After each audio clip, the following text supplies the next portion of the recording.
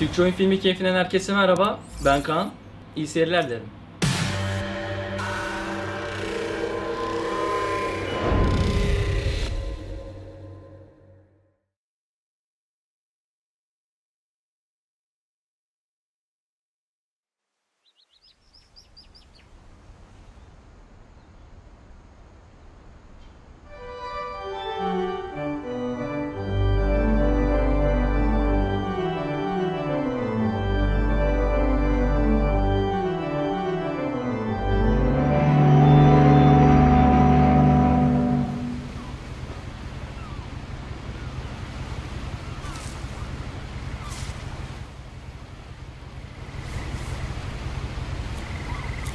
A lot of this isn't going to make sense to you, and I'm sorry about that.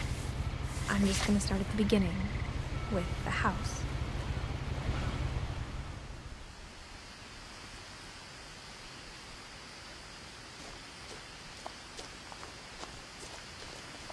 I lived here until I was 11, but I wasn't allowed inside half the rooms.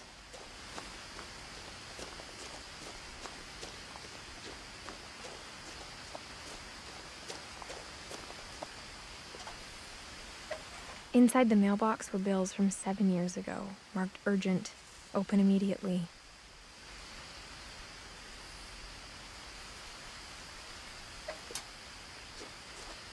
I hadn't been back since my brother Lewis's funeral.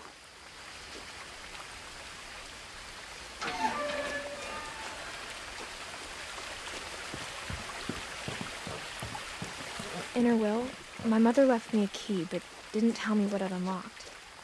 Maybe she thought I'd know, or she thought that the mystery would be enough to bring me back.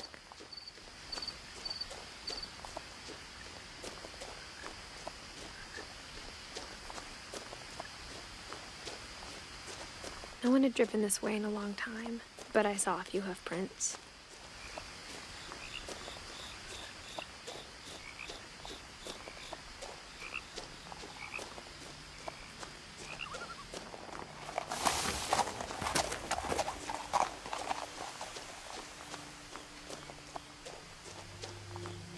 The truth is, even after I inherited the house, I never thought I'd come back to it. But now I had questions about my family that only the house knew the answers to.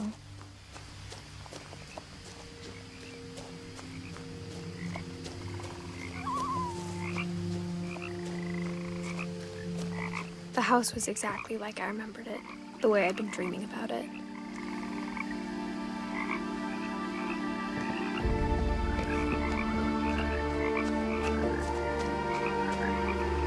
I asked Edie once about the dragon in the pond. She said it had killed her husband. I was 6. It seemed like an odd joke to me even then.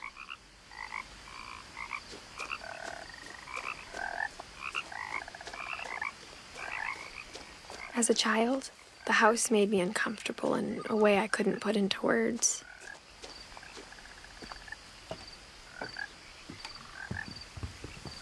Now, as a 17-year-old, I knew exactly what those words were. I was afraid of the house.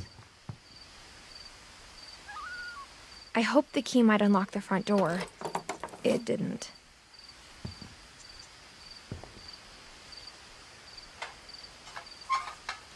Looking in, I felt like the house itself had been waiting for me.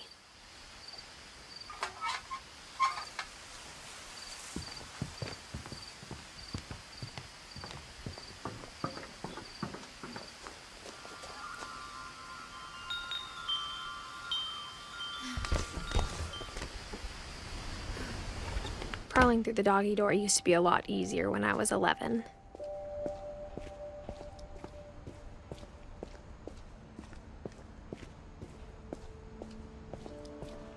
For the first time in years, I felt like I was home.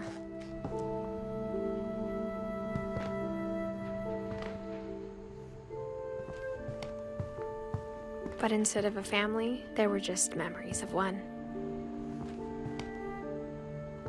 Like how after Lewis started working at the cannery, we all got sick of eating salmon, except our cat, Molly. or only one restaurant would deliver to our house, so we had Chinese a lot.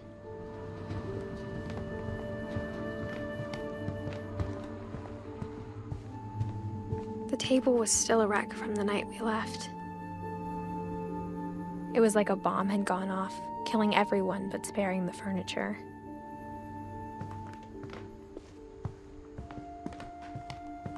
Nothing in the house looked abnormal. There was just too much of it, like a smile with too many teeth. Even the fireplace had a story. Edie told me the bricks came from the original house, after it sank. Mom always told me to stay out of the basement, so I wasn't too surprised when the key didn't fit.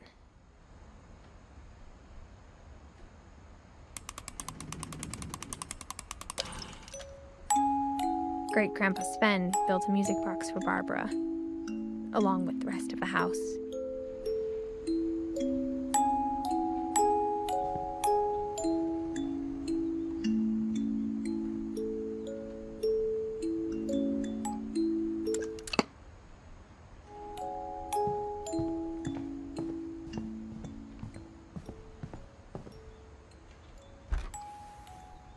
Edie told me once that every Finch who ever lived is buried somewhere in the library.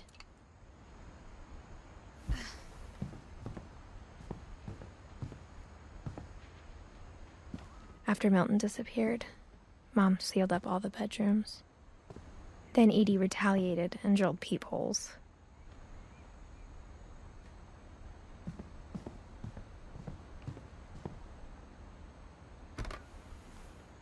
Molly always seemed like a girl I could imagine being friends with, if she hadn't died in 1947.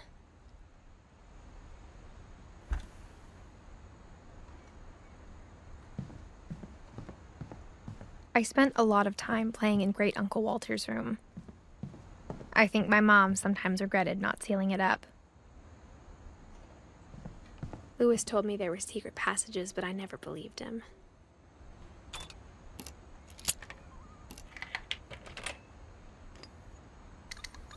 Turns out, my mom was really good at keeping secrets.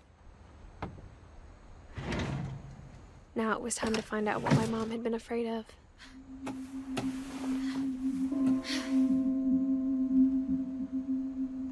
Reading this, maybe it sounds like I had a plan, but I had no idea what was behind that door.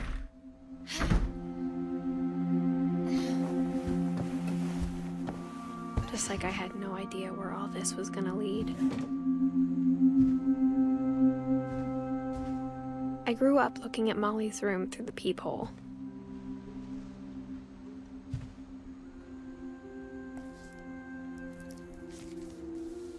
December 13th, 1947. Dear Diary, I'll be gone soon, but I wanted to tell somebody about what's gonna happen. It started when Mom sent me to bed without dinner. I woke up and I was starving, so I looked around for something to eat. The gerbil food was dry, but I didn't mind it.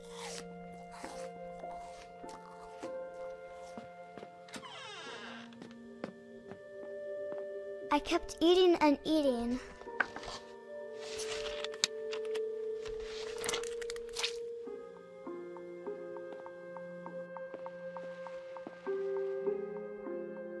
I ate a lot of things that night.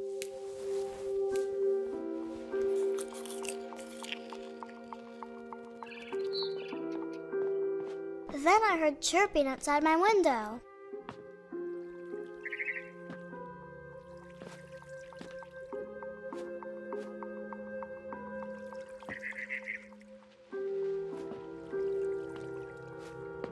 It was a barn swallow going back to her nest.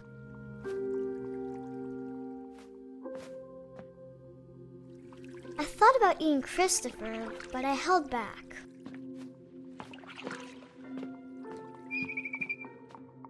I reached out for her.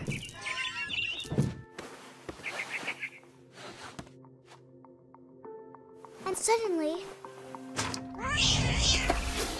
I was a cat.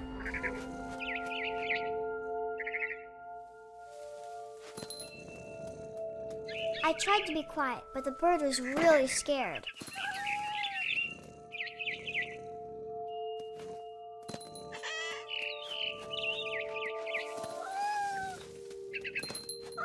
Mom and Dad didn't even look at me.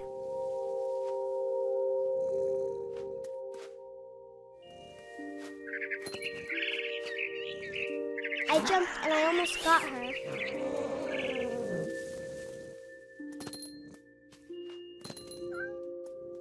I could tell she was getting really tired. Now I was up in the big tree. I promised Dad I wouldn't climb it anymore. All I cared about was eating that mama bird. I gobbled her up. And suddenly, I was an owl. First, all I heard was the wind. Then I heard little teeth nibbling in the grass.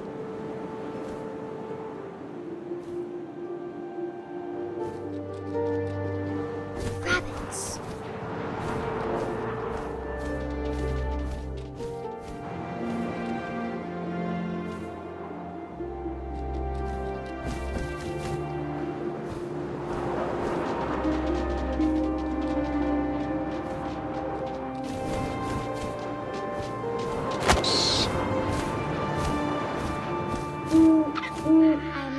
His face looking up and seeing mine through my talons.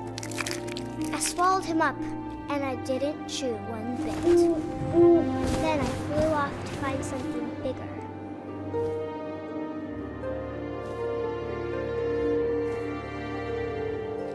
A mama rabbit.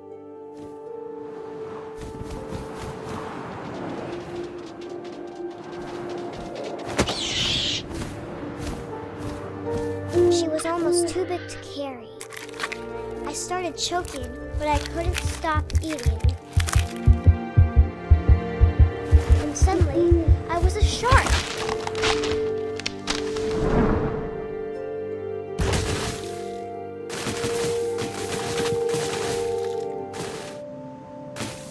I rolled off a cliff and into the ocean. Now, I was hungrier than ever.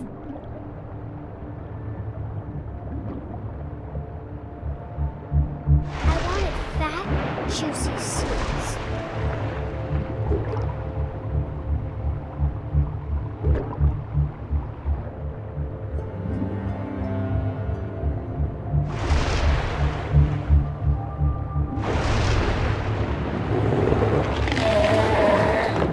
I tore off her flipper and it tasted really good. I grabbed on tight.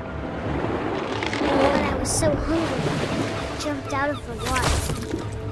When I opened my eyes, everything had changed.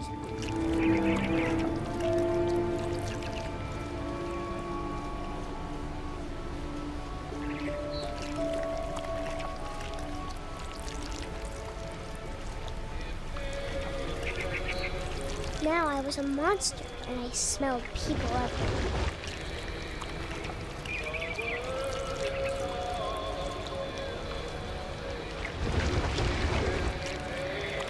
I was big, but I moved real quiet.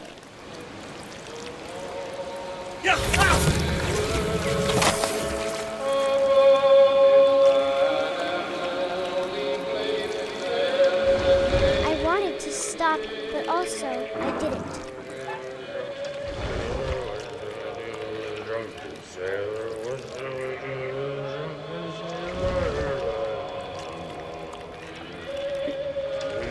Belly with a rusty razor, his belly with a rusty razor, his belly with a rusty razor. The drunken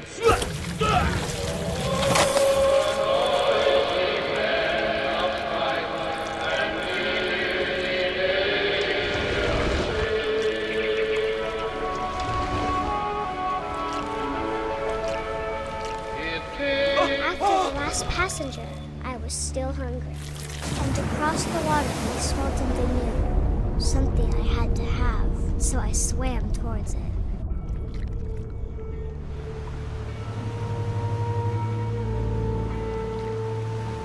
I slithered onto the sand, and the good smell went into an old pipe.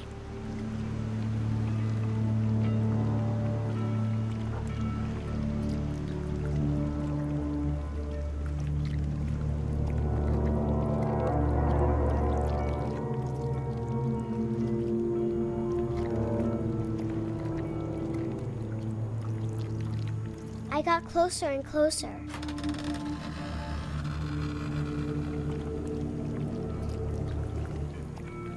All of my stomach started growling. And suddenly, I was me again. I held my breath for a long time, but I couldn't hear anything. I think it's waiting for me to fall asleep. But it's not going to wait much longer. It needs to feed, and we both know I will be delicious.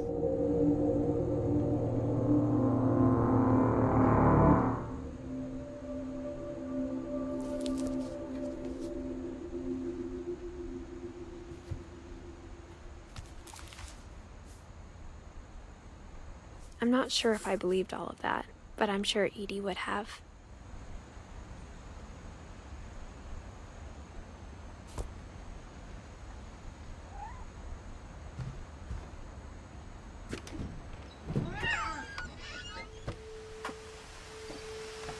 This will be obvious later, but my mom never told me any of these stories. Edie would have, but Mom didn't like bringing up the past. Though, when we adopted a stray kitten, she was the one who named it Molly. I spent a lot of time in Great-Grandma Edie's room. We got along, and it was a good place to hide from my mom. Her room was like a museum. For 500 years, the Finches have been famous throughout Norway for their fortune. And Odin Finch buries the latest victims of the family curse, his wife Ingeborg and their newborn son, Johan. On January 7th, 1937, he set sail with his family and his house, hoping to leave the curse behind. But 40-foot waves off the coast of Washington send the house and Odin to the bottom of the sea. Odin's daughter Edie, with husband Sven and baby Molly, step ashore on their new home, Orcas Island. Odin Finch is the first to be buried in the new family cemetery. His daughter Edie is already dreaming of a new Finch house.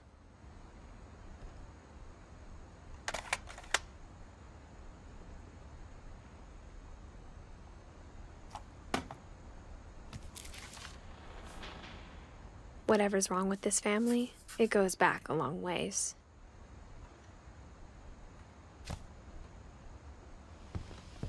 Even in her 90s, sometimes Edie seemed a lot younger than my mother. The only trace Grandpa Sam's first wife Kay left on the house was the pink bathroom. It was a pretty big trace.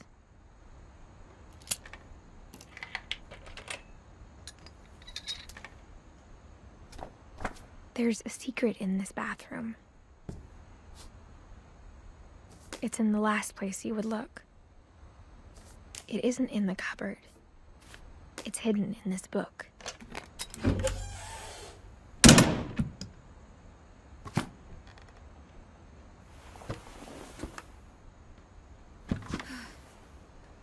Sven gave Sam an old camera he'd refurbished. He never put it down.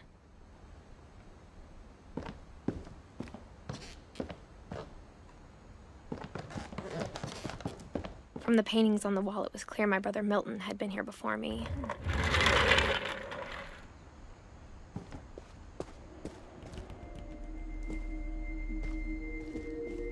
I knew Grandpa Sam had a twin, and that he never talked about him. I guess my grandpa didn't like history any more than my mom did.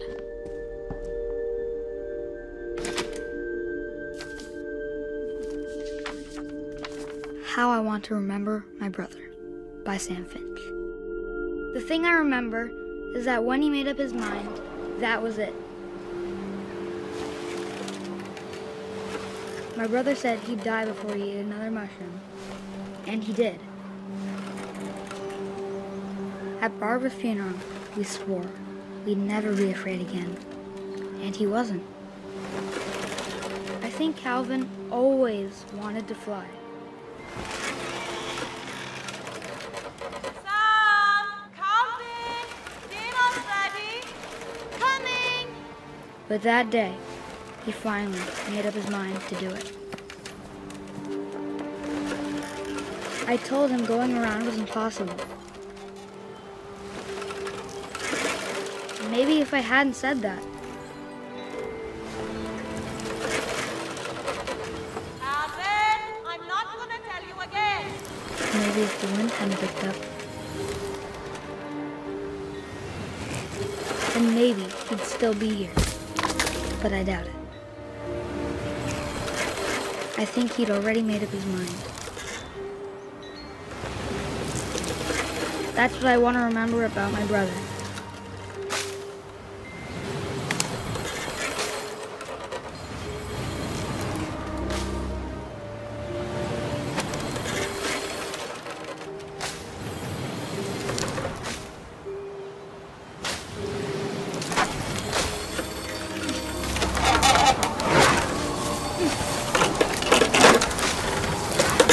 The day he made up his mind to fly.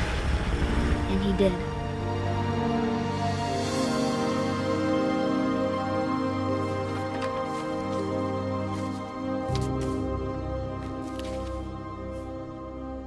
Calvin's story felt strangely familiar. When I was younger, I remember trying to do the exact same thing.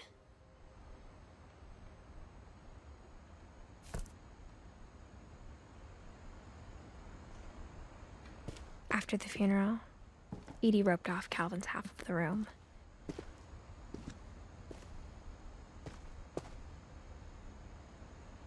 Mom said Grandpa Sam enlisted at 18 and never set foot in the room again.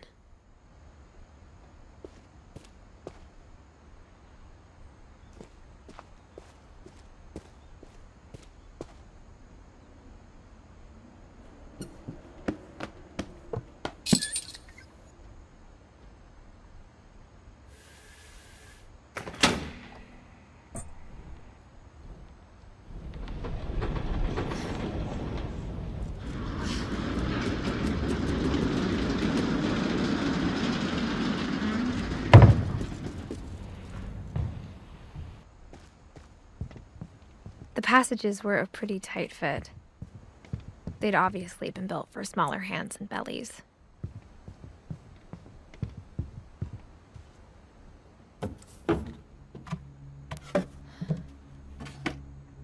Growing up, I always thought of Barbara as a child star.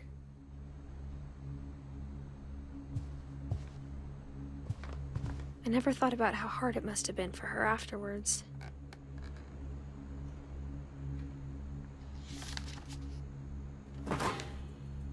Of all the stories people wrote about Barbara's death, I'm surprised Edie saved this one.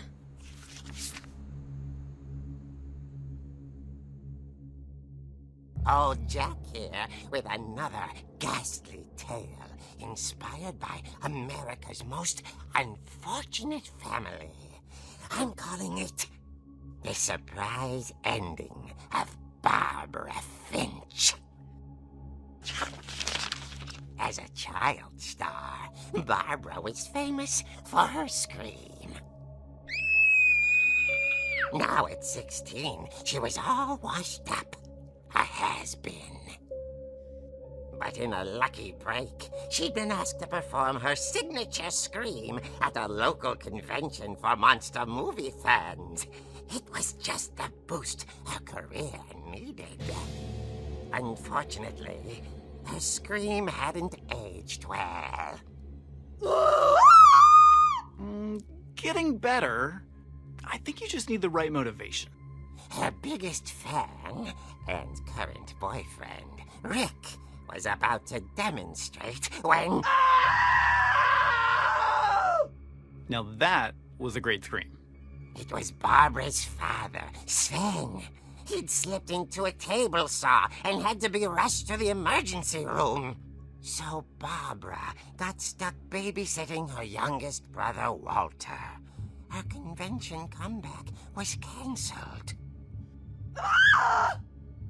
Okay, I'm hearing frustration, but I'm not hearing terror. What if I tried... A gang of hoodlums in Halloween masks have been terrorizing Orcas Island tonight. Police are urging residents to... That came from the basement. You're right! Also, I loved your delivery on that. Why is your basement door locked? Because my dad likes making puzzles and secret passages. There's a key hidden in the music box. The secret is to keep winding and winding until finally the key pops out.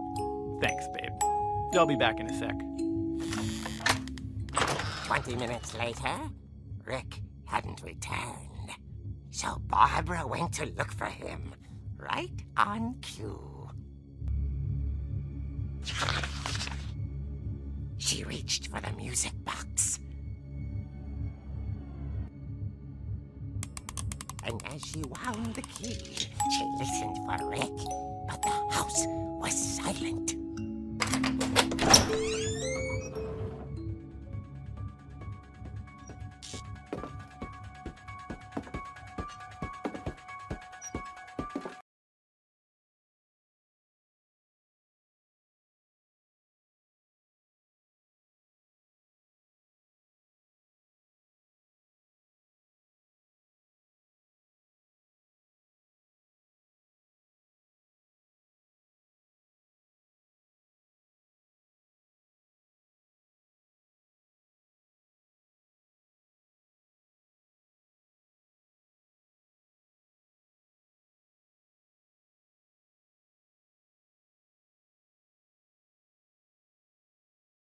Oh dear!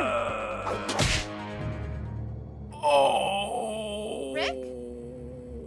Barb, relax. I was just trying to scare you to help you find your scream. Well, I'm not scared, Rick. I'm furious. Then act furious. All I'm getting from you now is that you're hurt and confused and She threw him out, but she kept a little something to remember him by. Barb, have you seen my other crutch?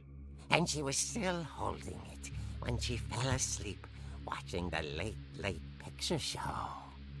Hours later... Barbara! Walter, what's going on up there? Ah! Okay, I'm coming up, but if this is a trick, you're dead, Walter.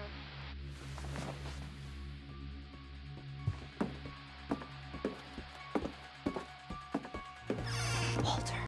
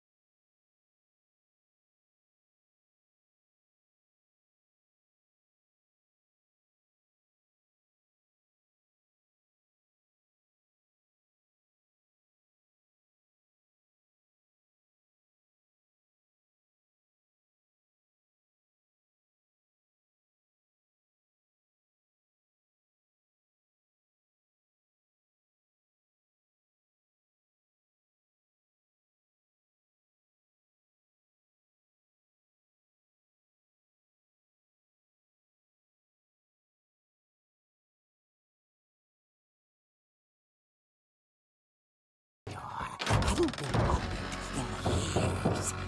The hinges grow.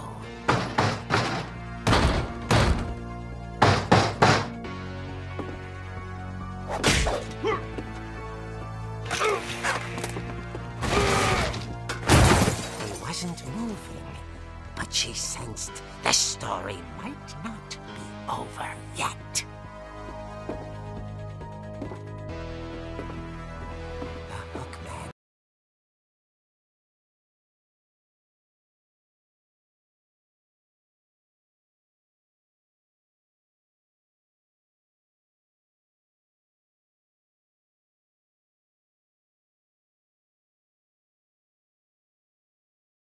At the door, she heard whispering. It was from inside the house.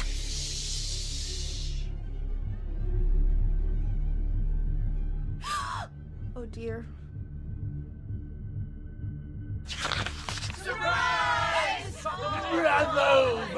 You were wonderful. The monsters had come to surprise her.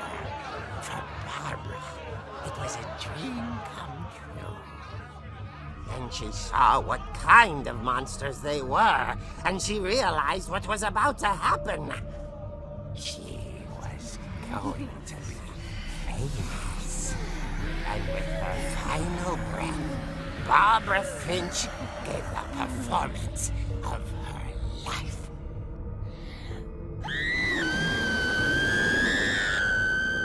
I wasn't there myself, but I hear Barbara was magnificent. Poor girl. She had a taste for stardom. But unfortunately, so did her fans. Of course, the police blamed it all on poor Rick, who disappeared the same night. And little Walter, hiding under his bed the whole time. He took it all pretty hard, but that's another story. As for Barbara, tucked inside the music box was all they ever found of her. Her ear. Now that's what I call a real eerie tale.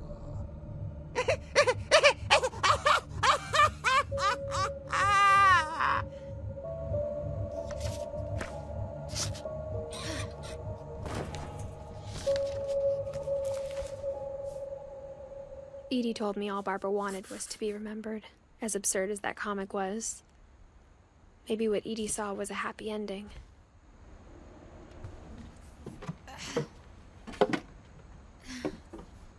I guess now I know why Mom didn't like me playing with the music box.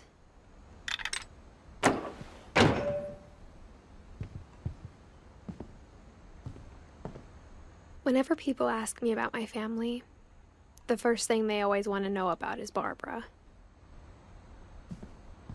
Edie's father, Odin, built the original house.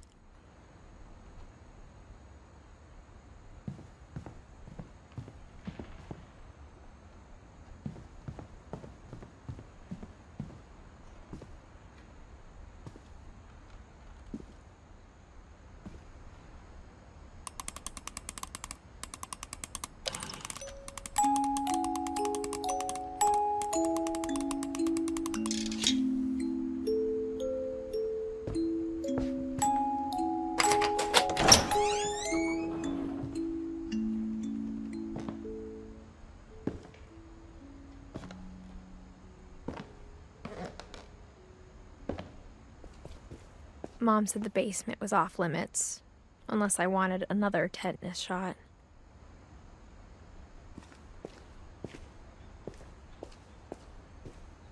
I saw Edie sneak down to the basement once, carrying packages. I thought maybe she was hiding presents. It turned out she was hiding a lot more than that.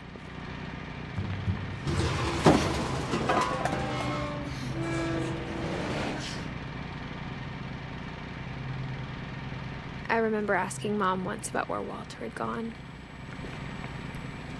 She said after Barbara died, he got as far away as he could. If there's a pattern in all these stories, I think it's that none of us has gotten very far.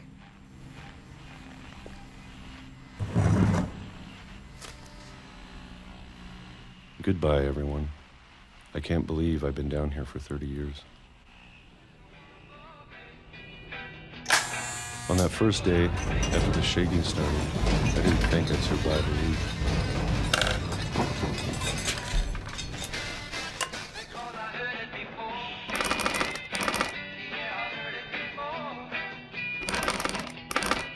But after a few days, I settled into a routine. That's what kept me sane. Having a schedule, living for today. I always expected to be dead tomorrow.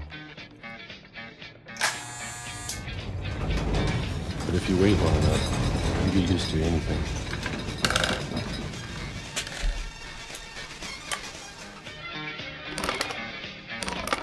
Even a monster on the other side of the door starts to feel normal. Almost friendly.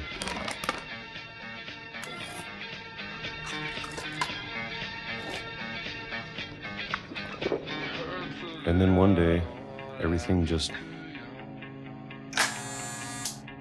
stopped. Whatever that thing was, it was gone. Maybe it got tired of waiting. Or maybe I just got tired of being afraid.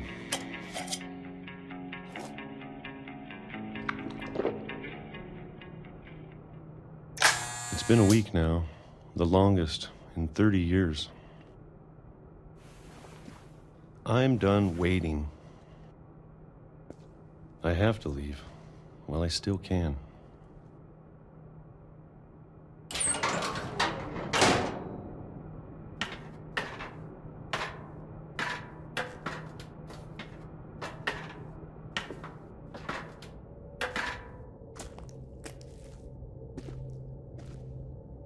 I know it's out there somewhere. Whatever killed Barbara and Molly and Calvin.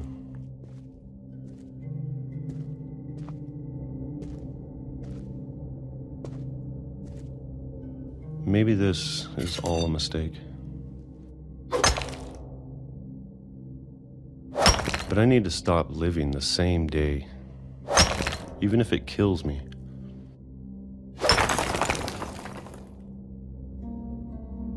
Whatever's out there, I want you to know I'm ready for it.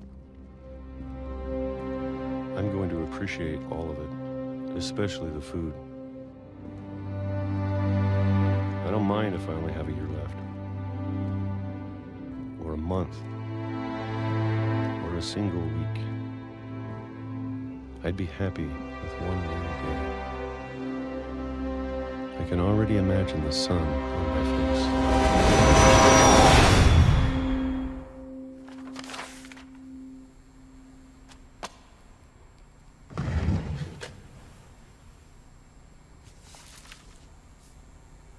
Walter died when I was 6. I can't believe my mom never told me he was down here. I'm sure my mom was trying to protect me.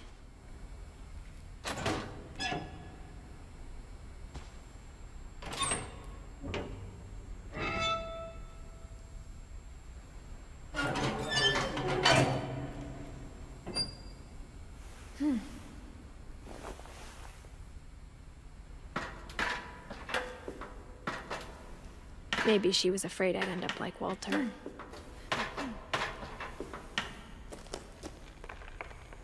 But if she never told me about an uncle under the house, I can only imagine what else she was hiding. I don't want to make the same mistakes she made, trying to bury something that's still alive. Now that there's only one of us left, or maybe 2, I thought it was time I heard the stories for myself and found out what happened to everyone else. But now I'm worried the stories themselves might be the problem. Maybe we believed so much in a family curse, we made it real.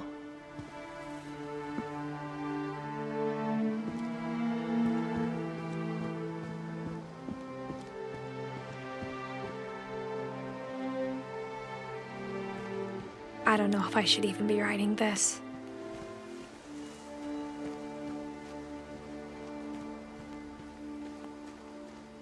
Maybe it'd be better if all this just died with me.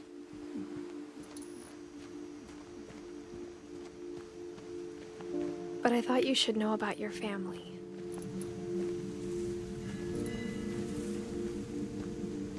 And the history you're a part of.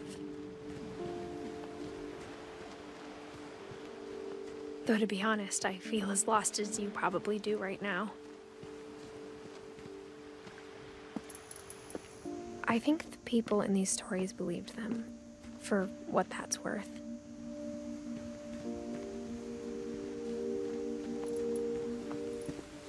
And when you look at the house, that history of imagination and stubbornness and madness,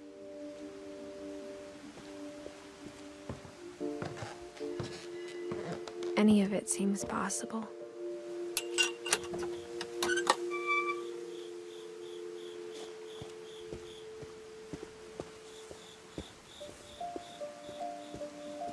I think we've been surrounded by death for so long, we've just gotten used to it. What kind of family finishes building a cemetery before starting the house?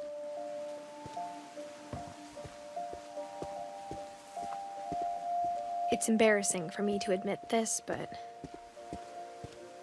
the pet cemetery made me more uncomfortable than the human one. 3 of the gerbils are mine, and 2 had been my fault.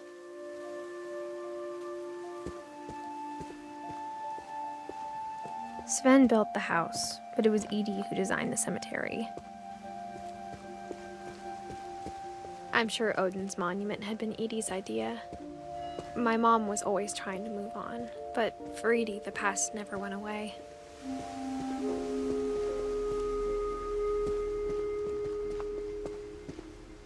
She could see it poking out of the water at low tide.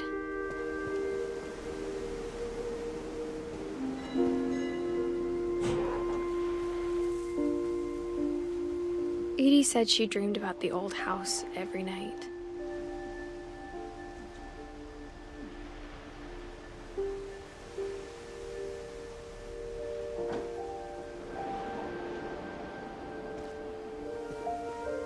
Edie's side was always easier for me to understand. But the older I get, the more I can see where my mom was coming from. Her dad had been pretty strict, but it wasn't enough to save her brothers. She was just trying to do better. She lost 2 of her brothers, just like I did. I get why she tried so hard to protect us. There's so many things I wish I could ask my mom now. Part of me thinks this is what she wanted all along. For me to come back someday and find everything out for myself.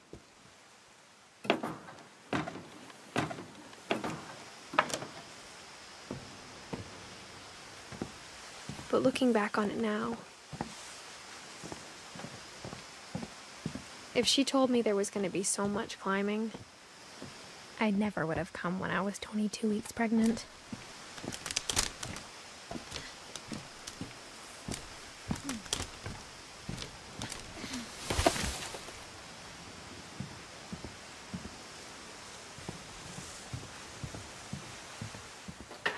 I never met Grandpa Sam, but I think he and my mom had a lot in common.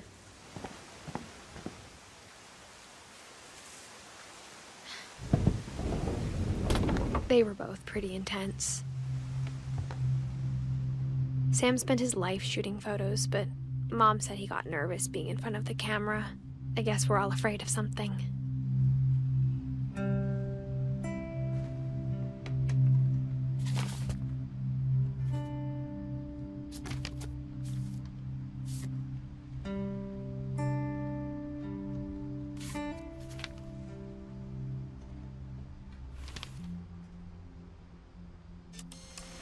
Dawn, I promise, you'll never forget this weekend. Yes, sir. These memories are gonna last a lifetime. Mm-hmm. What? Am I gonna have to shoot anything? It's a hunting trip, Dawn. Shooting is strongly encouraged.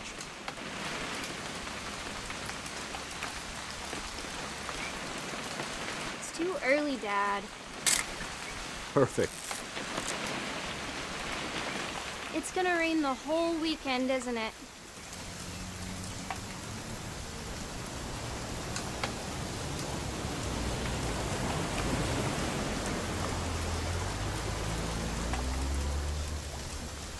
Please just take the damn picture.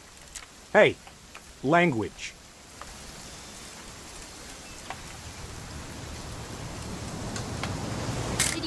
picture of me or what?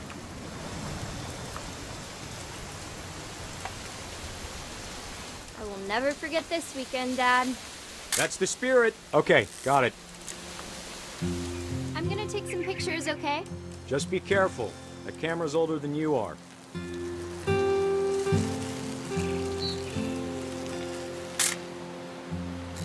Definitely should not have drunk all that coffee. You're right, Dad. It's starting to clear up. Still freezing, though.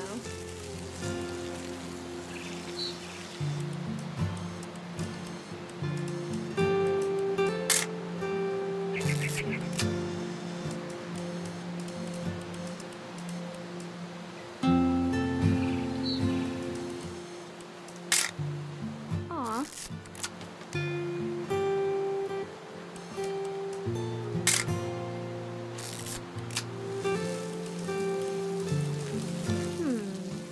Hold still while I take a picture of you.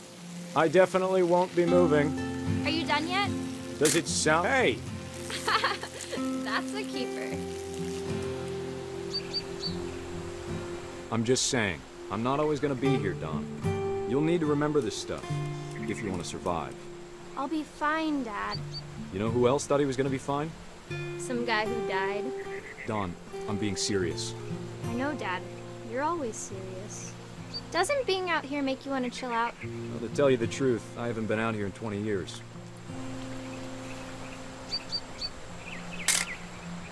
Don, don't you think you could find something more interesting to photograph?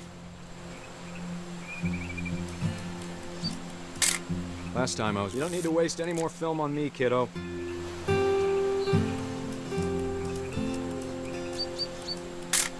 Your grandpa Sven taught us how to fish, how to build a fire. We found an old logging trail. There were deer everywhere.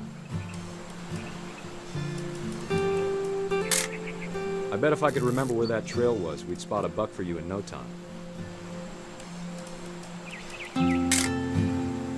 Give me a minute to check the map.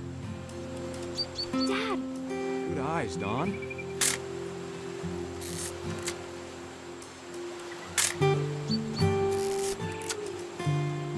Before you take the shot, let me get a picture of you.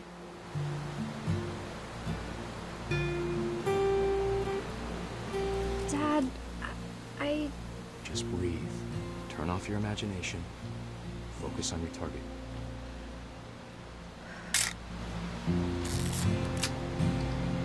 Let me get behind you.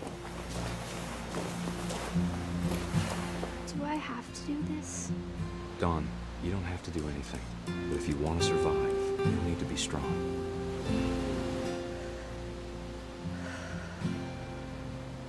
Now keep yourself squared up. Great shot, Dawn!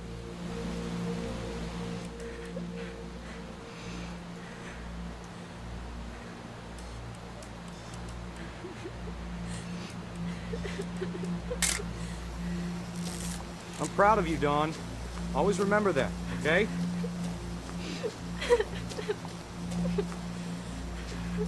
Dad, it's twitching. I think That's it's totally normal, Dawn. Just focus on the camera. Try not to think about... Dad!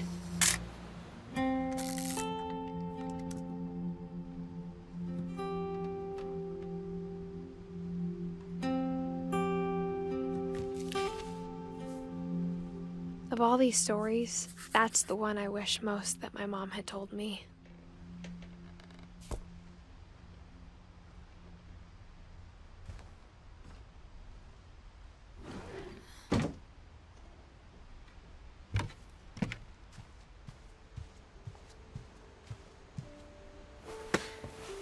After Sam died, my mom and Edie got really close.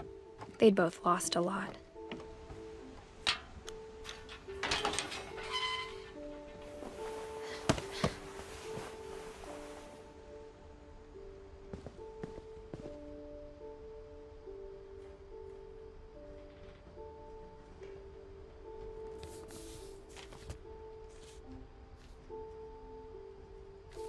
Dear Kay, do you remember the way Gregory used to laugh when he thought he was alone?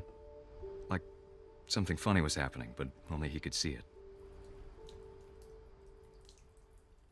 I think he saw things the rest of us don't.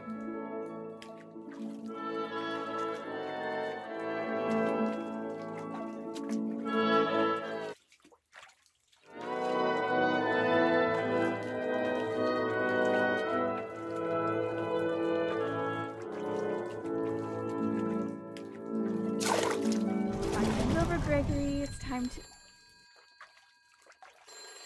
Hold on, sweetie. Hello? Sam, I told you I don't want to talk right now.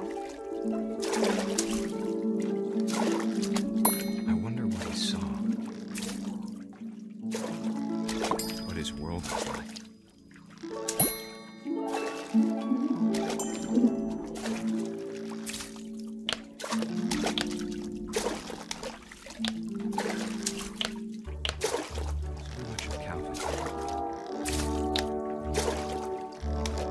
In his imagination. Whatever it was, he saw.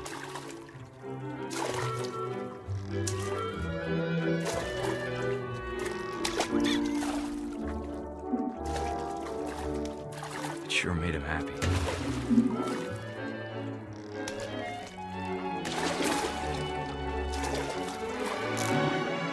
I know how silly it sounds.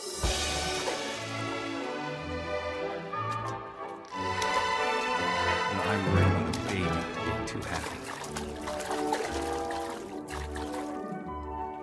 But I could feel him slipping away. Sorry about that, Gregory. I know you did everything you could. Maybe if I hadn't called that night. Damn it. Hold on, I don't want Gregory. I wish he could have told us. About the world he saw.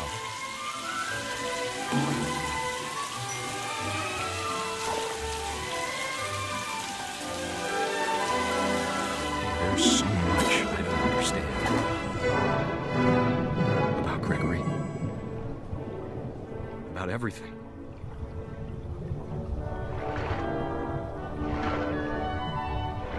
I know what happened wasn't your fault.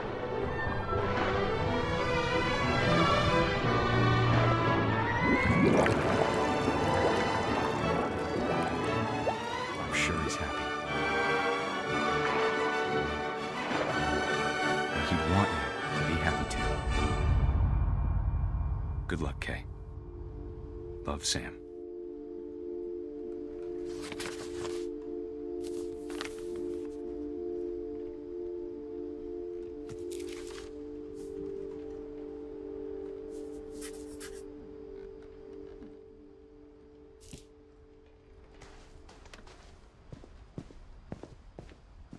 I can't imagine my mom ever writing poetry, and yet...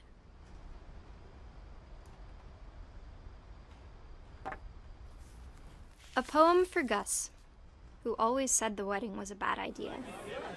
Our father never hit us kids, at least not very hard, before the day my brother said with teenage disregard that he'd be dead before he'd see a wedding in our yard.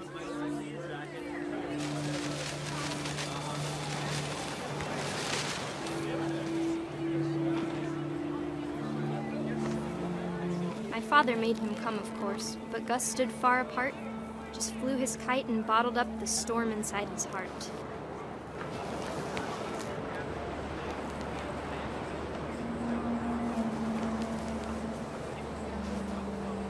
I tried to talk him out of it, but though he'd never met her, we don't need a stepmom, were the words that I now pronounce you husband and wife.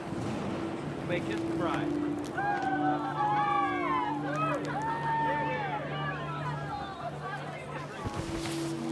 When the time for photos came, Dad ordered him to come here. But Gus declined, and as a sign held up his middle finger.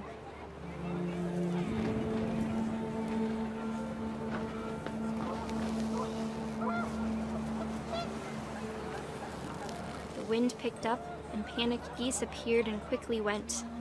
But all the humans did that day was go inside the tent.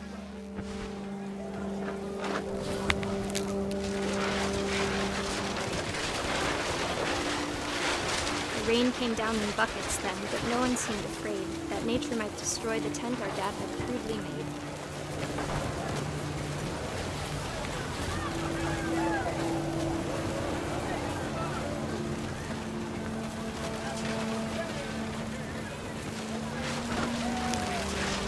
The thunder sounded much too close and full of angry power.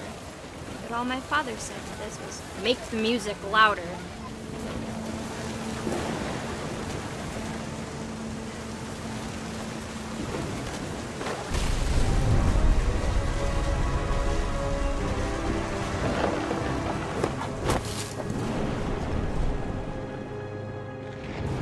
I wish that I could truly say I thought about you on that day.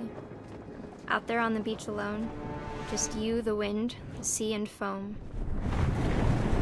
But I didn't, until we found you.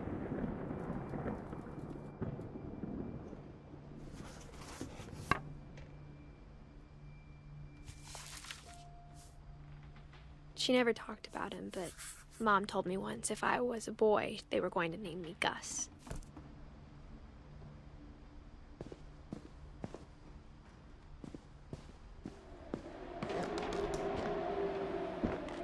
My mom moved up to the loft after her brothers died. At the time, it was as far away as she could get.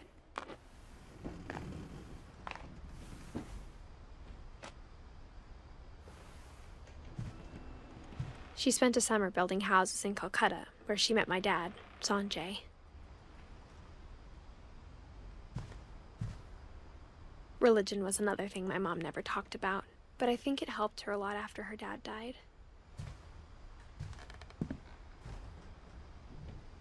My mom moved to India a week after graduation and got a job teaching English. Louis was born a year later. When my dad died, I don't think Mom knew where else to go. I'm sure Edie was happy to have her back. The house had to get a little bigger, but Edie was used to that. And for a while, things were good. Almost normal, but it didn't last. The beginning of the end was Milton's 10th birthday, when Edie gave him a castle.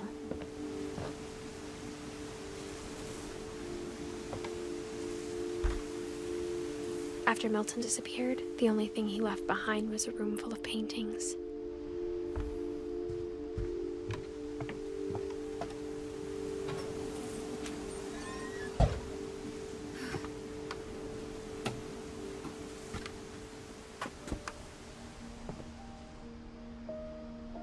I think Edie was happy to finally have another painter in the family.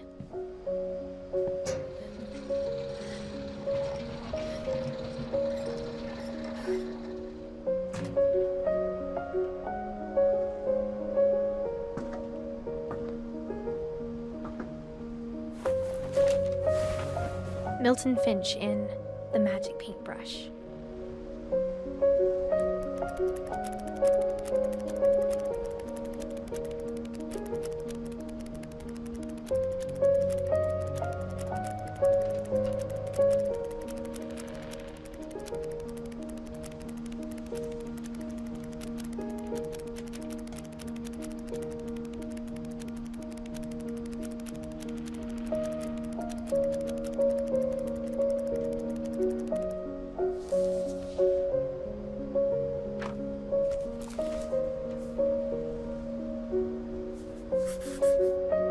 I was 4 when Milton disappeared.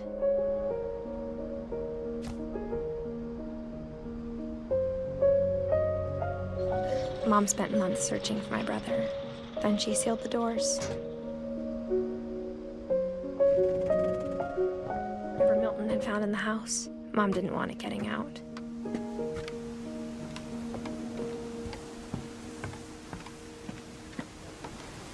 Mom definitely blamed Edie, but I think Louis blamed himself.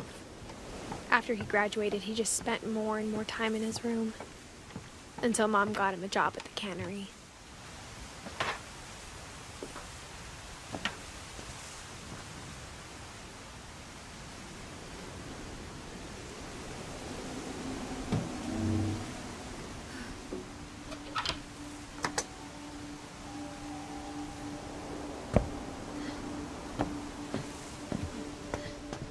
Lewis's room smelled very, very familiar.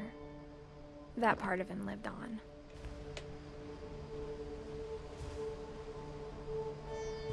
Lewis and I spent a lot of time playing games together, but he was surprisingly bad at them.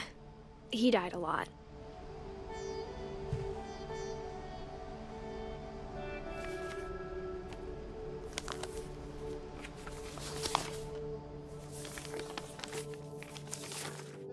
Dear Mrs. Finch, as Lewis's psychiatrist, I can understand your desire for an explanation. As I see it, the trouble began in January, shortly after we convinced your son to seek treatment for substance abuse. Newly sober, I believe Lewis first noticed the monotony of his daily life.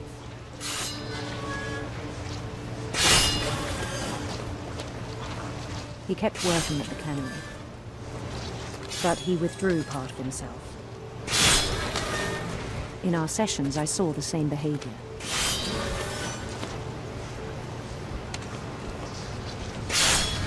His mind began to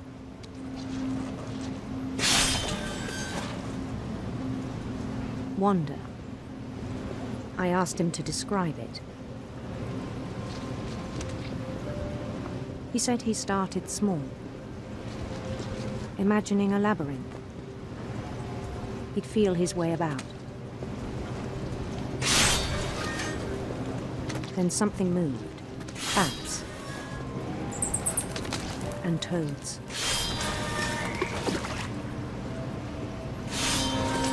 And things that have not names. He knew it was all in his head.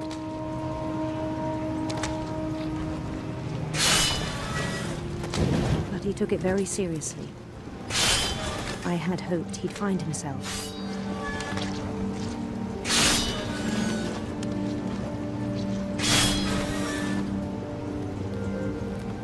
But he found something more.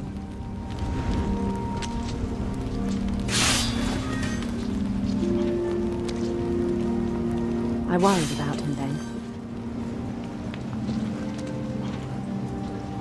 Daydreaming at the cannery, I spoke with his boss. But he said Lewis had become a model employee. Methodical, tireless, focused.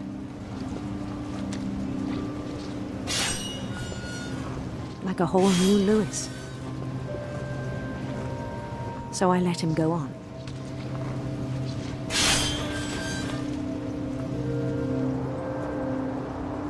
I even encouraged him. It seemed very promising at first. He told me he'd made a new friend.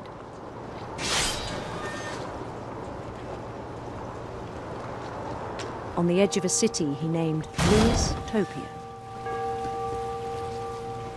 He built the city up slowly, brick by brick. Then he made musicians.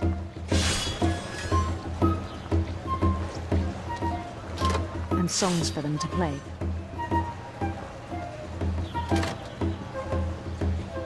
He talked about starting a band.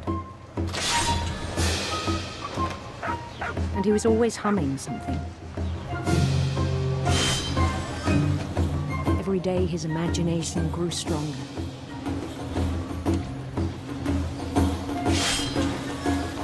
He no longer spoke at the cannery. But his chopping was as reliable as ever. Then one day it struck him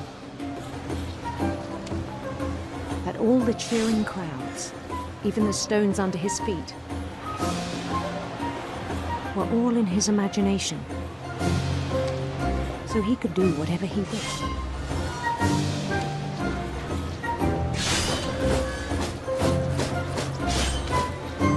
He held an election for mayor, and he won. They begged him to stay, but his mind was already wandering. It became a game for him.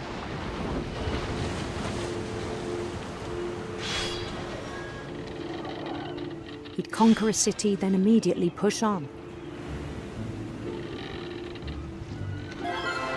New Louisville,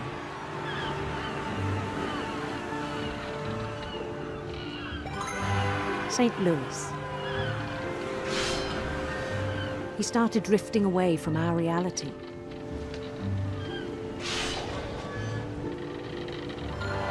Minneapolis, until one day he forgot to go home from the cannery. Even as his mother pleaded with him, part of Louis kept sailing on.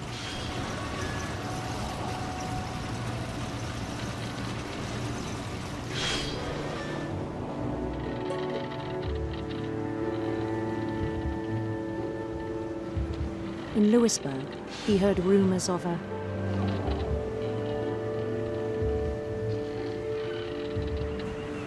beautiful prince. The prince was on his own quest for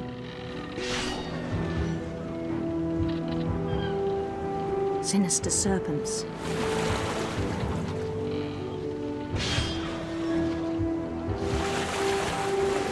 He followed the sound of his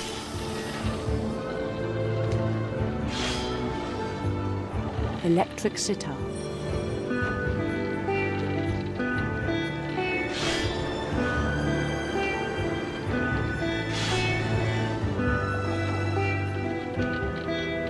His chase led him to a golden palace east of the sun and west of the moon. Even then, his logic remained sound. He knew the world was all in his imagination.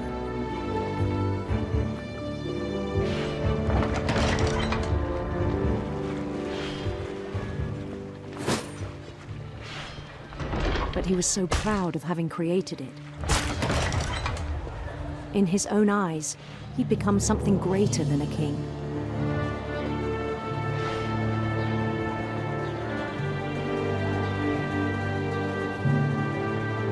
For someone who'd never known success in the real world, I think it was overwhelming. And then it struck him that the real Louis was not the one chopping salmon, but the one climbing the steps of a golden palace.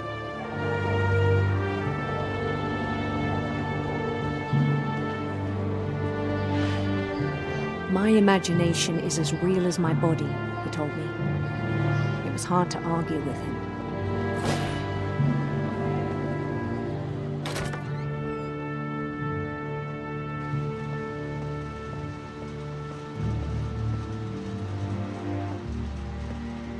He began to forget the world we know.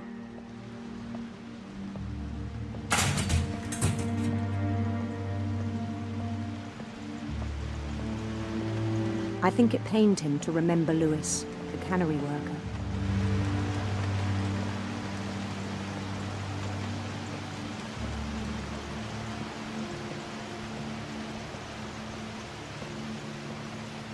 He began to despise the man with a royal contempt.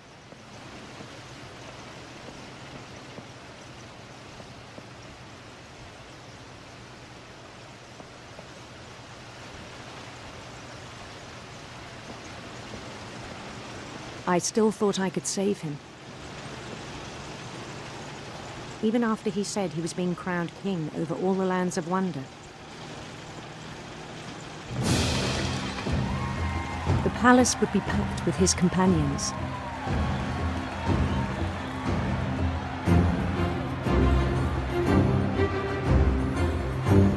Including the wise Calico who'd insisted on advising him.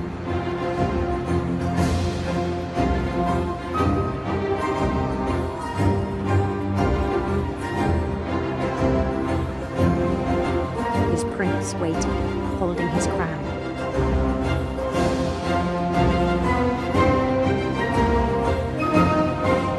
There was only one thing left to do.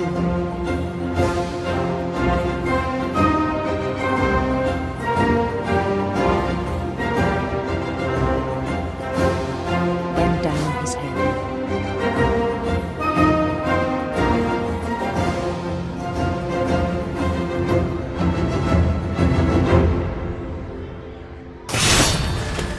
I think you know. Mrs. Finch, your son was a kind man who will be missed by all of us who knew him.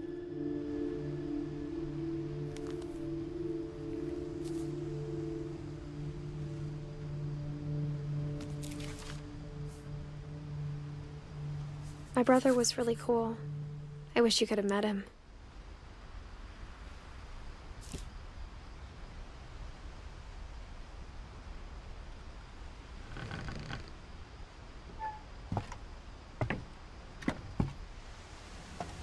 On the way back from Lewis's funeral, my mom told me to start packing. She waited until the day before we left to tell Edie. I'm not sure if she wanted to make it easier or harder.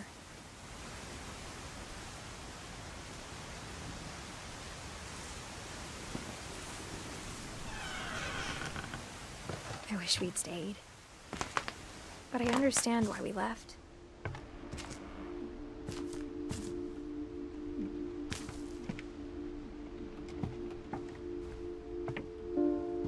My mom ended up leaving everything behind. What happened that night had been coming for a long time. Maybe it should have come sooner.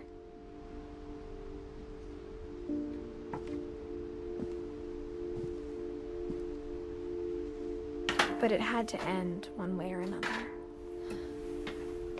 All that's left now is to tell you about that last night.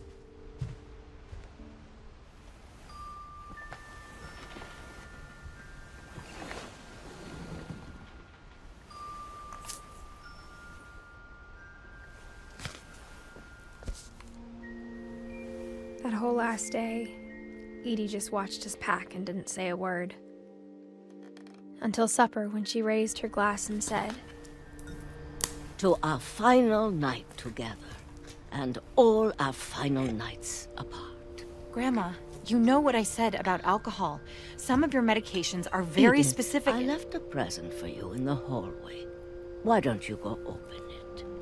The grown-ups have to argue now. I'm sorry, you're right. We're all leaving tomorrow. Let's just enjoy our last... I'm not leaving. Edith, you're excused.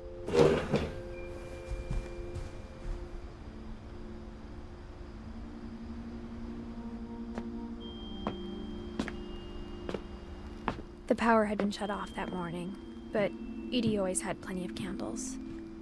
When my mom sealed the library, I don't think she knew about the other entrance. Or that Edie had a key to it.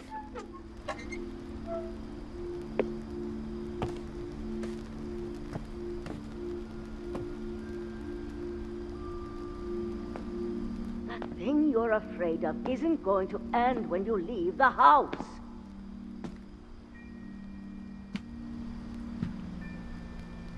Edith has a right to know these stories. My children are dead because of your stories. I think it's best if Edith and I leave tonight. We'll have the nursing home send a van for you in the morning, okay?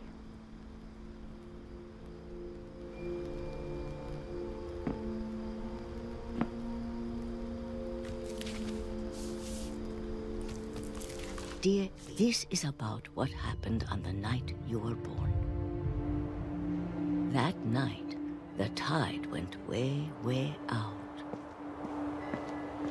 It was the first and last time I ever saw the old house aground.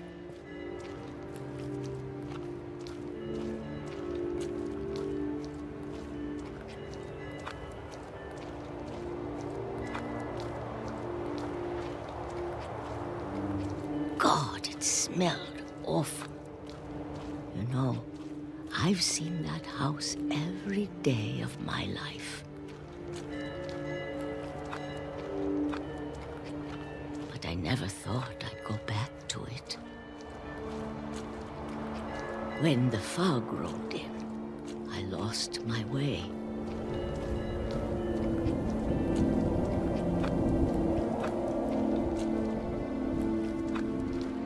I got turned around.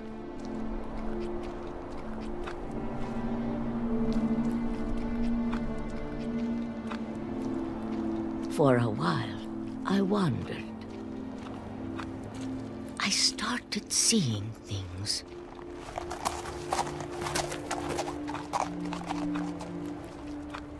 Things I'd forgotten had ever existed.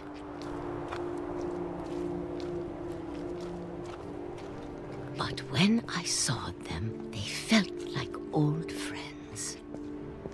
That night, a lot of things came back to me. Or maybe I came back to them.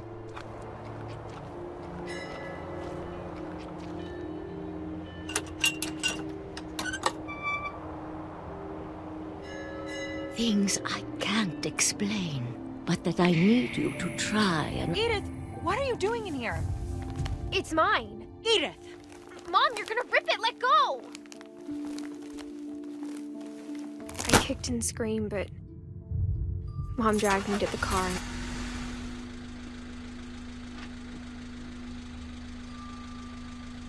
I never saw Great-Grandma Edie again. The next morning, the band came to pick her up, but she was already gone. After that, we moved around a lot.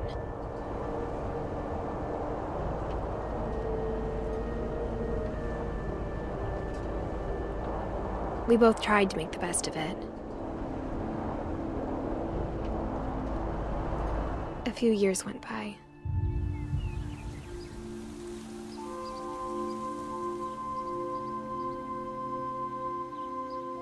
Sick a lot. The rest happened pretty quickly.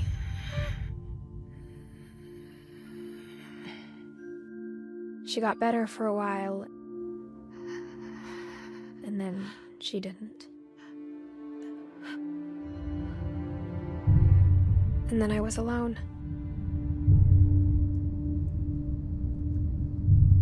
The last Finch left alive.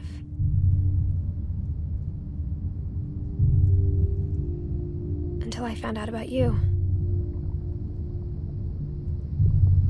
I'm still not sure what to tell you about all this. If we lived forever, maybe we'd have time to understand things. But as it is, I think the best we can do is try to open our eyes. And appreciate how strange and brief all of this is.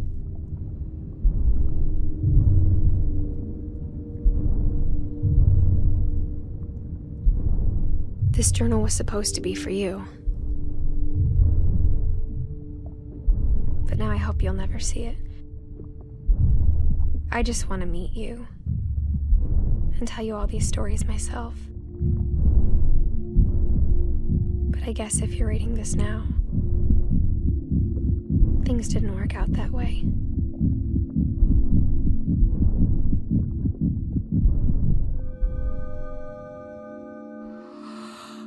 This is where your story begins. I'm sorry I won't be there to see it. It's a lot to ask, but I don't want you to be sad that I'm gone. I want you to be amazed that any of us ever had a chance to be here at all. Good luck.